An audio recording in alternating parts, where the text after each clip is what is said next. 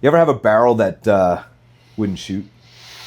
I have. I won't mention the manufacturer because I don't think it's their fault. But like, I had a barrel that just absolutely wouldn't shoot, and it went back to the manufacturer a couple of times, back and forth, and ultimately I never found a load that would work for it that I loaded, but it shot Federal Gold Medal match perfectly.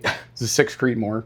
I can't explain that at all. But yeah, I mean, I've had ones that definitely gave me trouble. I've had ones that quit really early too. So I had this one barrel that just absolutely gave up at like 800 rounds. Like, I mean, Was it a 6 Creed?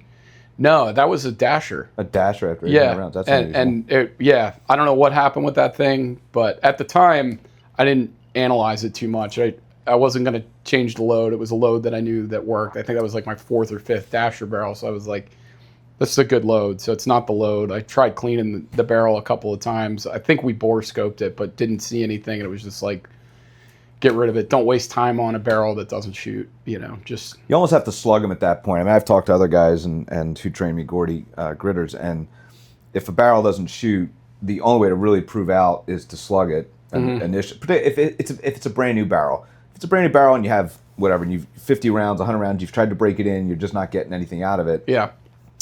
And you know certain things are right and who made it and so forth. The next thing is you just have to slug it. We honestly had a barrel.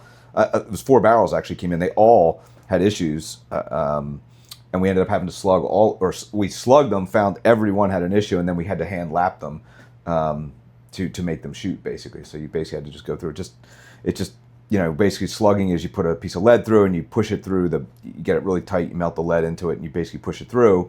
It's all oiled up and so forth, and we're looking for tight spots basically. So it'll go through, and then if it tightens up, then you mark that spot on the barrel, and you're like, okay, so the bullet, imagine, is going through, and it's got to change the amount of resistance that it's getting through the barrel basically, and then it's going in, and it could happen a couple of times. Sometimes it's just one little spot. Sometimes it's 2 spots, right? And the worst places to happen is right at the muzzle, because it's like literally right before the bullet's going to exit, it's going to slow. If it either opens is bad or closes is bad, right? So if it's going to meet a lot of resistance right before it goes out, or it opens, which is kind of the worst, because now that bullet's kind of like flopping around before it even gets out of the barrel.